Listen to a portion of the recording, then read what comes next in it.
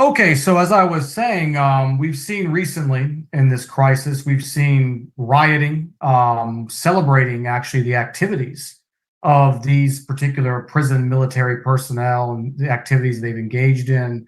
We've seen mass murder, the likes that we have not seen, since one of the great world wars or Vietnam or conflicts over 60 to 70 years ago. What I want to kind of convey tonight and put together this whole thing and let it flow nicely is to really realize, how did we get here? Where did all this come from?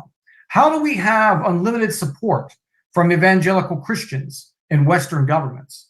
When I grew up, all I heard was Israel, Israel, Israel. Israel is our ally. Little Israel's right to exist. They kept using that term, the right to exist. We are going to break that down again tonight, along with many other topics, and show, do they really have a right to exist? I dedicate this presentation to Sheikh Dremali and all of the oppressed people of Palestine, past, present, and God forbid into the future. The inspiration for this was tasked with me by Sheikh Ibrahim. He felt he would be too emotional.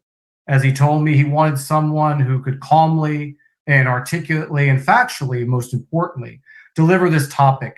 So that's when I gave I said, sure, I have no problem putting something together. I've researched this off and on for 20 years. I had to do a little bit of recap. All the information we're going to share tonight is public. I'm not telling anything secret.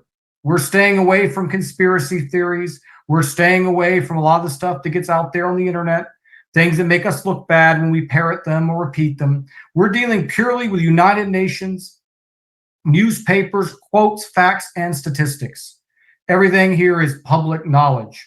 This will be a multiple part saga, if you will, probably 3 parts. Today, we are going to go from the late 1800s all the way up to 1917.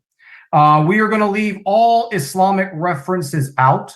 There will be no references to Quran or Sunnah. I am going to beat them at their own game. We are going to keep this secular. We are not going to bring in religious land rights and all these things. We are going to go simply by international law and human decency. We are going to determine without a shadow of a doubt, tonight, next week, and the week after, who's right and who's wrong. Any of those Christians, evangelicals, right-wing Israel supporters of all shapes and sizes, I would welcome them one day, please, to watch this with an open mind and realize that we are not the bad guys here. Now, granted, are some of us misrepresenting the Muslim community? Absolutely. But we are not your enemy. We are not the bad guys. We are just simply here to report facts based on your own laws, which I'm going to use tonight. So we are going to break this presentation down into 5 critical stages. In stage 1, we're going to look at the origins of the Zionist movement. Where did it come from? Who were the characters at play? What were the original intentions and what later became the intentions? In stage 2, we're going to learn about Theodor Herzl and the aims and objectives of the first and second Zionist conferences in the late 1800s. In stage 3, we're going to look at the fall of the Ottoman Empire and the role that Herbert Samuel played in bringing out the foundations of this Zionist plan that was hatched in the late 1800s.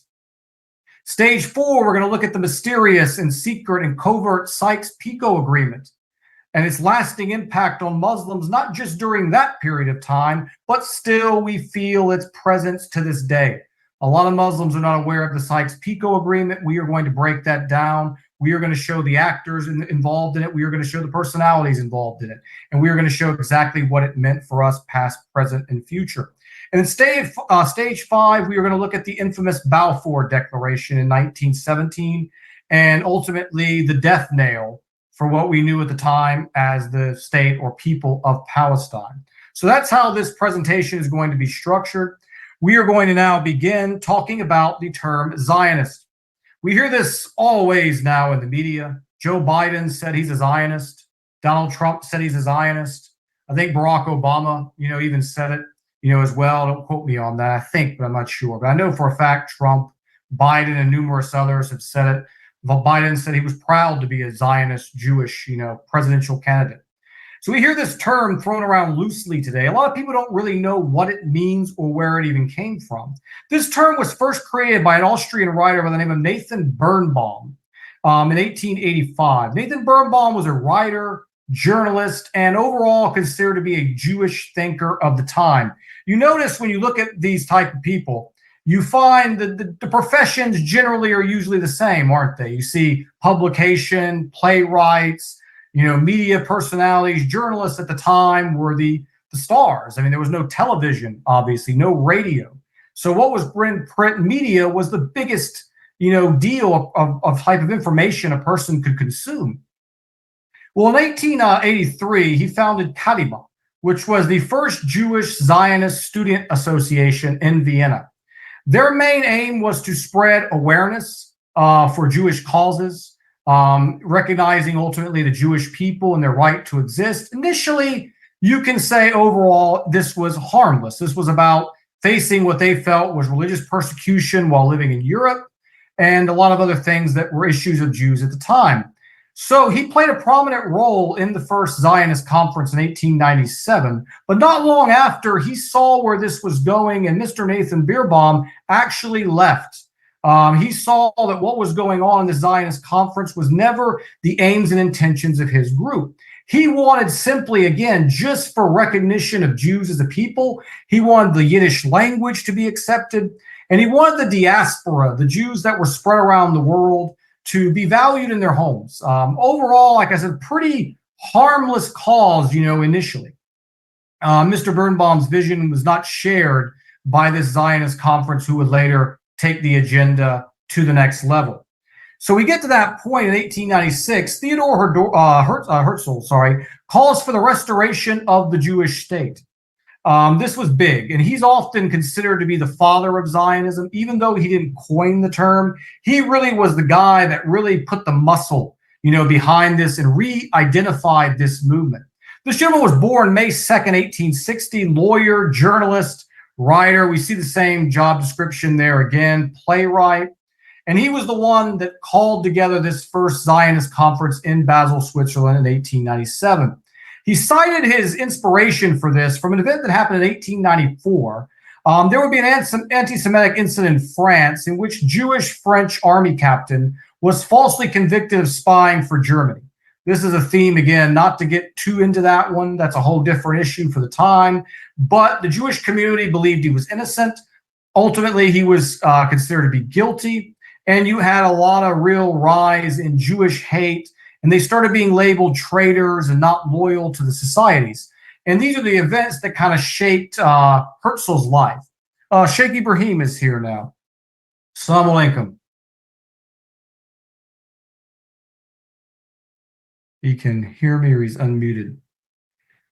All right, back into the incident. So this would galvanize a young Herzl into realizing that he felt there was no place for Jews in Europe, and that Jews must leave, basically, Europe and have a new homeland. This, of course, is where he would ultimately get a vision that we're going to talk about here in a little bit. So initially, he would begin publishing pamphlets and other publications. And for the first time in modern, you started seeing this promotion and advocacy for a Jewish homeland. Look, the people of Europe don't accept us. We are aliens no matter what. Even though there were a lot of Jews who got along great in European society, didn't have any problems, were quite prosperous and successful, he was trying to really whip this up in them that, hey, you have no place here. You must be, initially relocated to another area. Now, initially, this was a discussion between Palestine and Argentina. These were the main two ideas that were floated around. And obviously, Palestine, because of where they saw the historical significance, obviously won out, over Argentina as the selection for the home of this Jewish people. Again, keep in mind, this is in 1897. We're far removed from what ultimately would be sprung up over the next decade. So you go further, and Mr. Herzl would visit Istanbul, Turkey. His purpose there was to approach the elite in Ottoman society. What his goal was to get them, which they had control of Palestine at the time, to relinquish control of this land to this Zionist movement. The deal was put on that the Jews would remove all debt of the national debt for the Ottoman Empire in exchange for the promise of this land. So again, you can see how they're moving the banking muscles, behind this agenda. They're really getting the banks, heavily involved. And they're trying to leverage Turkey here. Hey, look, the debt's forgiven, but you're going to give us basically the state of Palestine. Turkey, of course, would decline, this invitation, obviously, which would lead to, as we're going to get into, much, much tragedy on their hat. So, in March of 1899, the mayor of Jerusalem at the time's name was Yusuf al-Khalidi, and he would send a letter to Zadak Khan, who was the chief rabbi of France, asking the Zionists to leave Palestine in peace. He expressed concern that it will lead to a tidal wave of hatred toward Jews across Ottoman territory and would cause Arab Christians and Muslims to basically unite. And it would be very unfavorable conditions were being caused by this Zionist presence, because you were having Arab peoples of both Christian and Muslim descent are seeing, wait a minute, these guys are over here discussing their land, which happens to be our land. We own 97% of it. Where's our say in all of this? So obviously they were alarmed, by this. The mayor was alarmed by this. And this presence was already causing a lot of undertones in the society that were really going to have a ripple effect and would ultimately negatively affect the Jewish populations, because people were seeing what is really going on behind the scenes here. Now, Herzl would famously tell Rabbi Khan, after he expressed his concern off of the letter, he said, "We will search and we will find elsewhere what we need." Basically telling him in the French, we are going to find other options. We are in no need of you. Don't worry about us. We're not going to relinquish this. We are going to keep going, and we are ultimately going to find what we want. But to sum this up, Turkey must fall. Because at this point in time that we're looking at history here in the late 1800s, the Ottoman Empire is controlling this land. The Zionists over here, they want this land. Something has to give. One obstacle must be knocked down, and that obstacle, of course, would be, Turkey. Turkey had to fall to open up the door for these people to move in and seize this land. And of course, we're going to see the ultimate steps that culminate from this. So prior to World War I, for some more background statistics, there were 80,000 Jews living in Palestine in relative harmony. We don't have any real incidents of mistreatment between the Arab Muslim community, the Arab Christian community, and the Jews that were living there. Most of the Jews that came in had fled Russia because Russia had Tsarist programs there, as they called them, pogroms, and these were discriminatory against the Jews. They had one area in Russia, they called it the Pale of Settlement, where they forced Jews to reside in this very, very small area. So you were seeing a lot of resentment on the Jewish community against the Tsarist government of Russia. So during the next period of time, we'd see between 1892 and 1903, you would have 20 to 30,000 more Jews would come in, predominantly from Eastern Europe and Russian-occupied territories. This second wave would go from 1903 to 1914, which would be between 35 and 40,000. So you can already see a little bit is starting to come in. Nothing malicious initially behind these immigrations for a lot of these people that came. They simply were searching for a better way of life. They were trying to get away from what they saw as oppression by this government. But we're already seeing the ball is rolling, and more settlers are starting to come in. And at this point, we haven't really had any conflicts. Everything was pretty harmonious at this point. Now we get to a member by the name of Herbert Samuel. He is a very intricate figure during this tale. He was the first Jewish member to serve as a cabinet member in the British Parliament. He would begin his goals, if you could say, of promoting Zionism and its aims in the British Parliament. He would issue a very famous memorandum entitled The Future of Palestine. 2 months after declaring war on Turkey, this memorandum would be put out. So here you have this situation going on where there's World War I is now escalating. 2 months into the war, they've already had this document ready. They're already there talking about what they are going to do with Turkey territories. Think this thing wasn't pre-planned. I got some land to sell you in Texas. It is clear as day that this agenda is unfolding quite nicely. Everything they're wanting to see happen is coming, to fruition. So again, 2 months after the war on Turkey, he said it wasn't too early, this is a famous quote, to start deciding on the future of Palestine. And that basically we started also having alongside this discussing the aspects of a Jewish state in areas that would be controlled by the British as an immediate solution. So again, he's taking it a step further. He's saying, not only should we be discussing these options now, but we need to be discussing Britain taking control of Palestine and giving it ultimately over to the Zionists. Now, this is where it gets quite sad and comical at the same time. The memorandum had 5 stated benefits. So this is how he's selling this in the parliament to the British. Look, I got 5 benefits from you doing this that are going to make England shine. Benefit number 1, it would enable Britain to continue to act as a guide to, and I quote, backwards countries.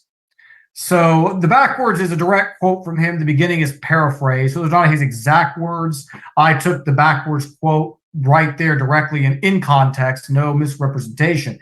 So he referred to Palestine as a backwards society. Muslim society always has been presented by these people in the media. We're backwards, you know, we're barbarians. We don't value education. We're dumb. We beat our wives. We all know the things. So again, right here in an official document, he is labeling it as such. So you're going to get good, Great Britain, because you help those backwards people, which is the same premise of colonialism, which we're going to talk about colonialism a lot and how it was phased out in part 2 of this. Secondly, it would raise the prestige of the British Empire, basically meaning Britain would control the Holy Land. It would be good for them. They would have Jerusalem, the head of international, the 3 great Abrahamic faiths. So that's a net positive, again, as he's selling it to Britain. It would allow a positive outcome for the war without having to strip Germany of her colonies and seeking a war of revenge. So again, this would be a great outcome for all parties. You could keep Germany's colonies. You could just divide those Arabs' land up among yourselves. So again, we can see that cultural racism, if you will, this hatred that they had for the Arab people. It would improve the defense of Egypt. This was the 4th point he raised, that this would provide a barrier where you would have extra British troops there. You would be able to fortify and protect Egypt, which was under British control at the time.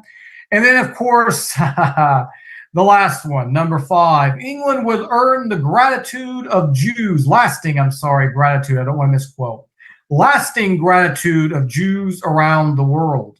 And I think for the people living in modern day England, they know that's a lie, because certainly as we've seen how these people have basically destroyed the British society from within over the last 60 to 70 years. If that's payment for gratitude, I'd rather be the enemy. I'll just leave it at that.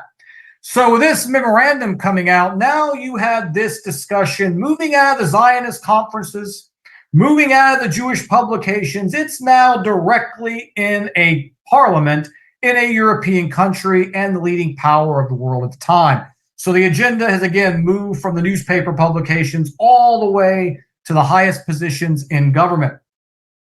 Now, of course, this meant condemnation throughout many members of the British government, pointing out obvious flaws in the plan. Several prominent British, we're going to look at some of them later, had echoed, this is unfair. We can't hand over the land to somebody who it doesn't belong to us. I mean, we've got people living there. This is not like capturing an island where there's no one there. This is a established homeland where you've got people living, working, owning buildings and everything. We can't just take this from them and give it to a complete other people. So there was a lot of pushback, inside of England against this, seeing exactly where this is going. I mean, this is absolutely horrific. This is an undertaking that had never gone on in human history. We've seen land change hands because of might makes right. Every culture and every nation has done that, starting here with the United States.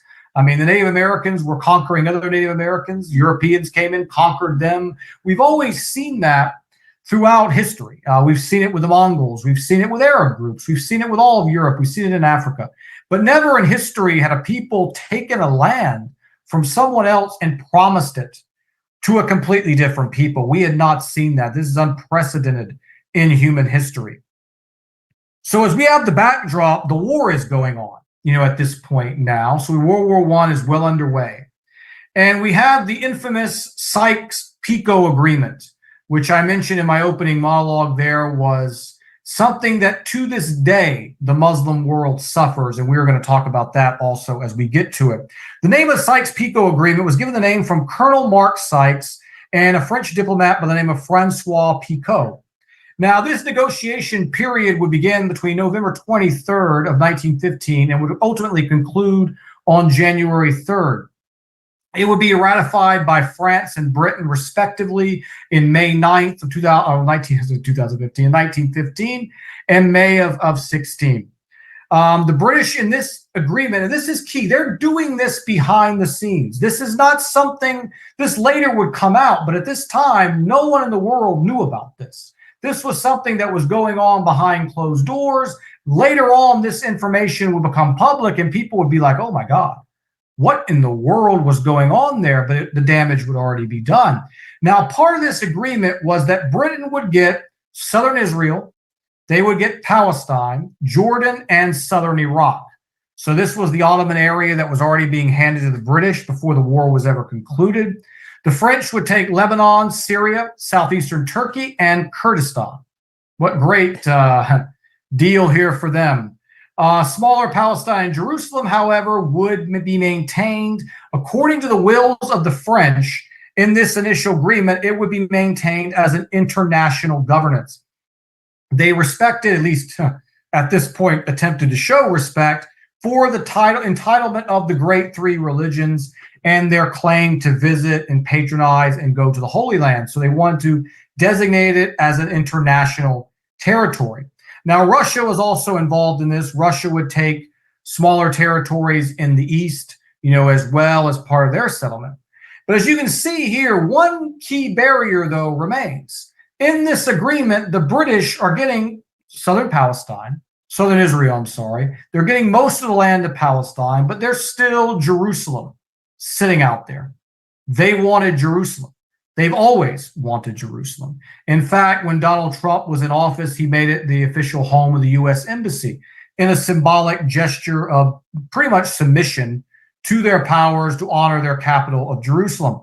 So they wanted it. They didn't get all they wanted initially. It was there on the table. One barrier remained in this, and of course, that was the French, to be able to ultimately remove that provision in there. Now, a Jew by the name of Ahad Ham. Now, again, as me and Sheikh have always said, we love all people, and we acknowledge good on all sides. There's always been strong members of this community who have spoken out against the atrocities. May God bless them, for having the courage to stand under fire when they knew they were going to get condemnation, to stand up for what's right. And one of these individuals is Ahad Hamam. He was a Zionist humanist, so he was a Zionist. He did believe in a Jewish homeland, but he warned chiefly that what's going on right now that I'm seeing and what I'm hearing in the circles, this is going to violate the rights of the Palestinian people. Their pleas have been ignored. The plan has moved along. This is unfair. So he sounded the alarm early on saying, what are you talking about here? What kind of people are we that we're just discussing, again, taking this entire land and just doing whatever with the people who are already there? And as I mentioned, his pleas were largely ignored. Of course, not largely, 100%, ignored. And he was receiving condemnation for that. Now we'll get a new character into this story, a gentleman by the name of Dr. Chaim Weizmann. He would become a torch carrier in the next several years of this unfolding tragedy. He had met with a gentleman by the name of Arthur Balfour. Arthur Balfour, we're going to come to him later, a very prominent member of British society. And he was starting to work it, because we already saw earlier with Samuel, they already had the parliament. Now they're trying to get the bigger and bigger fish, all the way up to, as they call them, the Majesty's government there in England. So he started talking again the concepts of this Jewish homeland. One of the famous lines was given was, would you give up London to live in Saskatchewan? To which Balfour replied, the British have always lived in London. Weizmann would counter by saying, yes, and we lived in Jerusalem when London was marshland. So you had this dialogue between the two here where Weizmann is claiming, look, our lineage goes way farther back than London. This land belongs to us. We can trace our roots, to the time of Moses. So that was, again, one of his selling arguments in this conversation. Now, let's keep in mind that simultaneously, while all these negotiations and memorandums are going on, Sykes-Picot is in its peak. It's been signed, ratified by France and England. What's also going on in the area? Well, there were agreements being arranged between Hussein bin Ali, the Sharif of Mecca, and a gentleman by the name of Lieutenant Colonel Sir Henry McMahon. This would take place between July of 1915 and March of 1916, so we're looking at an almost year-long correspondence. The Sharif was pushing for independent Arab states and Arab independence following the defeat of the Ottomans. Now, what the British would do was they would recognize basically Arab independence in exchange for the Sharif launching an Arab revolt against the Ottomans. This, of course, would ultimately happen. You know, the Sharif was promised Arab independence. In turn, you made a deal with the devil. They also said, okay, well, you're going to have to attack your Muslim brothers, and you're going to have to weaken the Ottoman Empire and weaken their control within the region. So the Arab revolt would commence on June 16th of 1916 and would ultimately finish in 1918. So now we see that during this period of time, the Arabs were successful in expelling the Ottomans from much of the Hijaz and the Transjordan area, finally capturing Damascus. Now, of course, when you make war and you do attacks, it's not without obvious consequence. The Ottomans would respond by rounding up and executing Arabs, expelling 50,000 to Anatolia. This would have a profound impact overall on the agriculture and the greater economy, lasting for the rest of the war. Overall, 500,000 people would perish as a result of the war, the famine. Not just talking about battles, a lot of this was large part due to famine. You had a significant portion of the population that was now being thrown out of the empire, if you will, for being seen as traitors, because these are people who openly fought, with the British. They openly fought against their Muslim brothers, at least perceived to be Muslim brothers, against the foreign enemy, roused up by this Sharif, who was wanting basically to have these independent Arab states to be delivered to the various Arab people. But little did they know, Sharif Hussein had no idea about the Sykes-Picot Agreement. None of the people, the brave fighters who fought along with this, who gave their lives, little did they know that agreements had already been signed, had already been ratified, and the land was already being given away to someone else, and with no thought at all about your well-being or the well-being of the Arab or the Muslim greater community. So this Sykes-Picot Agreement is one of the most monumental agreements in world history because it was so covert, because you can now kind of gain a picture here. It had already been signed, had already been. What happened there? I heard a playback. Oh, as I was saying, one of the most disastrous, manipulative. You can kind of get a picture of just how the manipulation works in this system, how they play both sides, how they play brother against brother. They play black against white, poor against poor, everyone against each other, while in the middle of the day, they already have the destiny already determined. And they sold the Arabs a raw bag of goods, and obviously they laughed all the way to the end. But to understand the Sykes-Picot Agreement really is to understand the way that they operate and how advanced this manipulation is. These guys are on a whole nother level. There's an old saying, good people take a day off. Evil never takes a day off. It never rests. It is always plotting and planning and ultimately for our worst interest. And again, you can see it here as one deal's being made over here. A completely other deal was signed even before that, using Arab against the Ottomans. And then ultimately both of them are weak. And it's like fattening up the pig for slaughter, so to speak. It's exactly, what they did. So now we get to the kind of the final stanza of this opening saga here of Palestine. We're going to look at the Balfour Declaration. This is one of the, again, second of the Sykes-Picot here, probably more famous, you can say, document in the modern era. This was signed on November 2nd, 1917. A known declaration was issued to by author James Balfour and to Mr. Lord Rothschild. Now, for those of you who have not heard the Rothschild family, I recommend you, please, whenever you have some spare time, just look a little bit. It's a horrific history. It is a history of manipulating wars, economies, stock exchanges, massive deaths, the modern day medical industry that we see that's poisoning people with all kinds of pharmaceutical drugs. It's like you trace everything, they're going to be involved somewhere in it. In fact, the very star they call the Star of David, which appears on that flag, was the star that appeared outside Mayer Rothschild's goldsmith shop in the 1700s in Frankfurt, Germany. That is a documented fact. That pagan symbol on that flag has zero to do with David, as they call it, the Star of David. There's no mentioning of that throughout anything in the Old Testament, the Torah, the Tanakh, whatever they want to call it. This is a Rothschild symbol because look who the declaration is to. It is to the Rothschilds. And modern agreements show the Rothschilds own the majority of the land in the state of Israel.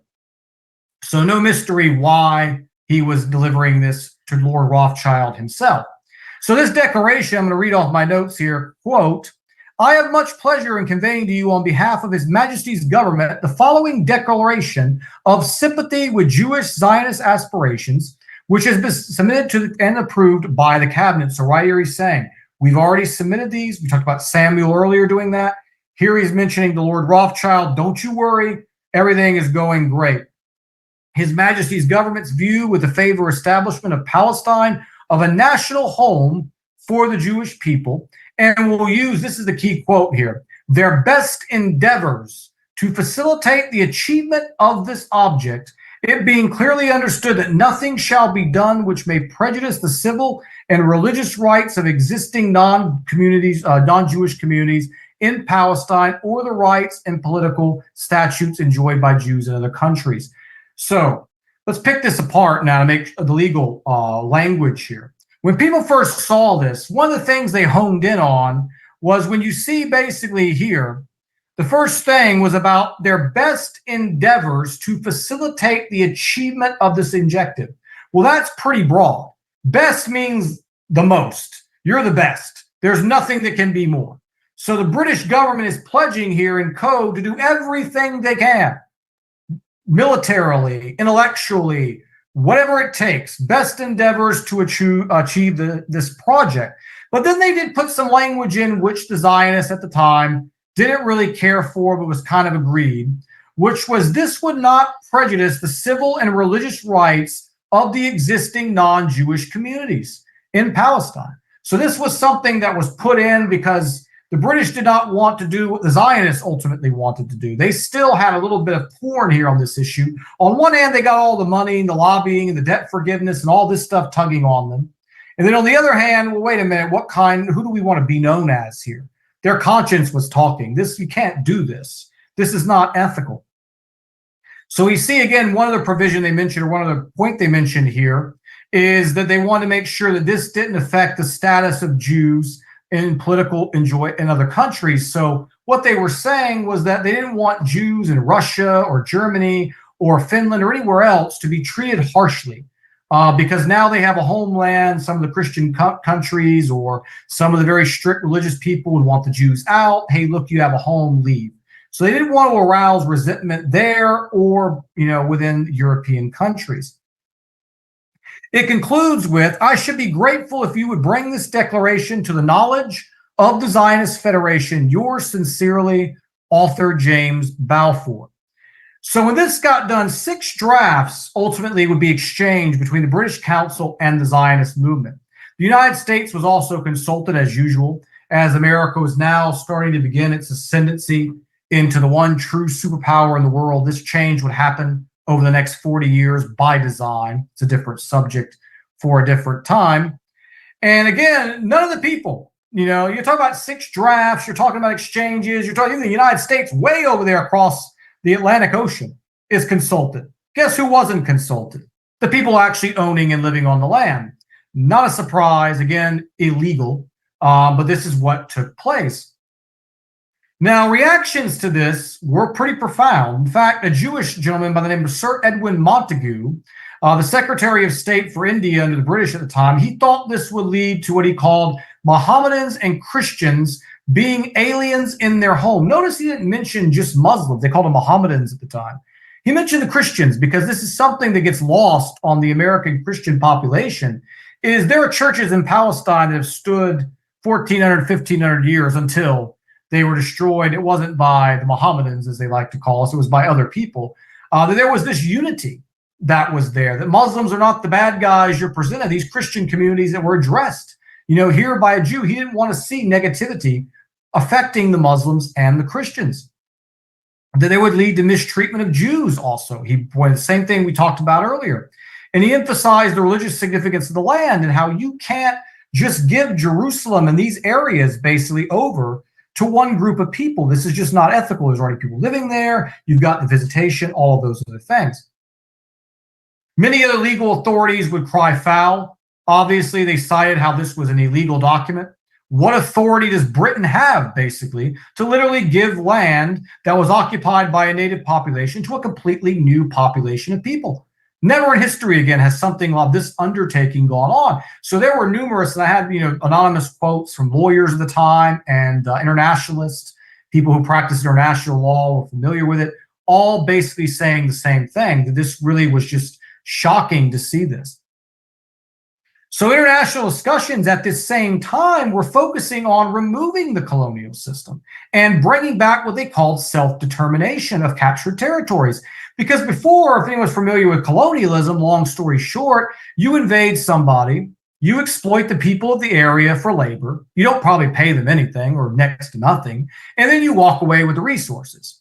I mean, this has been done all over the world by a wide variety of peoples of different nations. And colonialism now in the early 1900s was being recognized as a wicked institution, although colonialism did bring about infrastructure building and it did bring good things, but obviously exploited the native populations. They were treated like second-class citizens, working for next to nothing, if not for free, getting whipped. I mean, just horrendous conditions observed. You can go back and look at what some of these people have done in Africa as an example with some of the colonial practices there, where they would just, the way they treated these people was absolutely horrific. So you're talking at a time now where they're talking about getting rid of colonialism and giving sovereignty back to the conquered people. And this, again, was a big, issue here. So at this time, Christian and Muslim Palestinians comprised over 90% of this population that was about to be displaced. 97% of the total land was in the hands of native Palestinians of both Christian and Muslim. Now, back to, again, part of the Balfour Declaration was where I talked about what the British had done. Was the original Zionist draft had proposed that His Majesty's government will use its best endeavors, again, we talked about that, to secure whatever they had to with the Zionist organization's demands.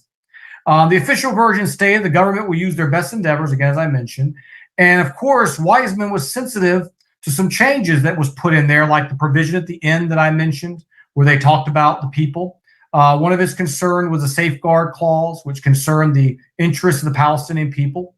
He wanted in his original draft no mention of them or their humanity or their entitlement at all.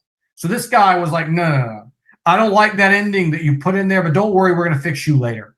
Basically, we'll go with it for now because we got the main part, which I just mentioned about the endeavors, using their best endeavors to make this happen. They all agreed with that language.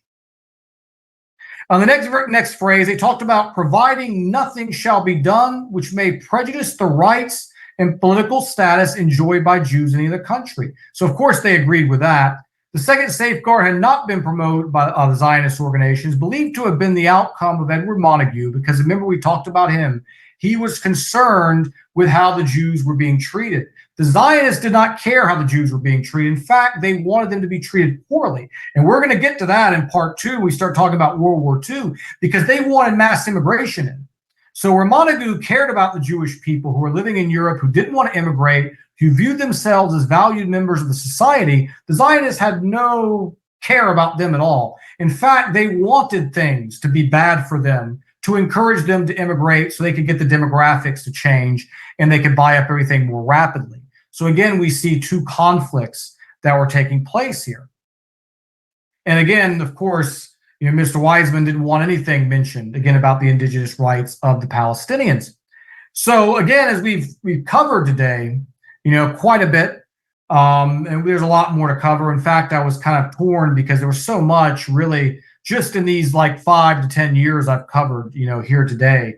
I didn't feel it was possible really to get in, two parts of this. As we're going to go through in the next part, we are going to be looking at basically the mandate system that would come in when the League of Nations was founded. This was, of course, what would ultimately give Britain and its Palestine its entirety, to Britain. Article 22, we're going to be focusing a lot on that in the next part. We are going to see again how this operation is completely illegal under international law. We are going to witness in the next part what I call the Roaring Twenties. This is a period of time where you are going to see Jewish immigration estimated up to 100,000 over a 10-year period. And this is before World War II, where it would escalate even further. So by the end, as we get through the 1920s, as we're going to look at the diplomatic struggles and international legislation that took place during that period of time, the immigration just continued to grow. And all the different programs that were introduced that were discriminatory against the natives, and it really starts to get to take a nosedive at that point. But where we're leaving off today, what they wanted a Zionist homeland. We saw Theodore Herzl. We saw his commitment. We saw his inspirations. We saw his reach. We saw gentlemen like Samuel and how they used their influence in the British cabinet. We later would learn about Weizmann and his connections to Lord Balfour. We would learn about the secret Sykes-Picot Agreement, which, if you look at the Arab nations now, I was going to mention this earlier and I got sidetracked. When you look at all these territorial boundaries that exist in Muslim lands, all these nationalism problems that we have now, all of them practically were drawn by this agreement. So the borders, when you go to the Arab world, oh, what's your nationality? Oh, what's your nationality? Where are you from? Are you Jordan? You're good. You're Syrian? You're bad. Oh, I'm having a bad echo. Sorry. So all this nationality issues that we have today, all of them go back to the Sykes-Picot Agreement. And when I talked about this is something that's still affecting Muslim unity to this day, because so many Muslims like myself in the West would love to make hijrah. I would love to go live and give my skills and my talents, my ability to teach English, my ability to work in my field of discipline, to give these to a Muslim country. But I'm not of the nationality. I'm not allowed to immigrate. And it used to not be this way. But after this Sykes-Picot Agreement, when I'm going to talk about this in coming weeks and other topics, you got this nationalism, fueling the Muslims. And of course, they divided us, as the plan was. One became many. And this agreement was the beginning again of that. And we ultimately culminated with the infamous Balfour Declaration, which was, as I said, the first time in human history you would see one nation literally promise a nation that was inhabited to a completely other and pledge to do its best endeavors to achieve that victory. Sheikh, you have anything you'd like to add? No, brother. Actually, Jazakallah khair. I wish actually everybody listen to us, and I was listening. It's very, very, very, very important to share. It's very, very important to share. It's very important. I learned myself to listen to them. Jazakallah khair, brother Yusuf. I wanted to do you honor because you asked me to do this. I wanted to go at it from a non-Muslim perspective. I wanted to use international law and diplomacy to prove the case that this is one of the greatest crimes in human history. All legal experts agreed until recent times where if you dared to utter those phrases, you would be banned. You would be shut down from your jobs. But initially, we see so many legal experts condemn this. They understood the say too many things at once, how illegal this was. And yeah, I mean, the truth is on our side. This is an issue of right and wrong. And when we get into part 2 and part 3, we're going to start looking at how things only got worse. And we're going to watch the erosion of the borders, how the borders start off. We've all seen those maps where you see the little tiny white was Israel, the green was Palestine, and you see to what you see today.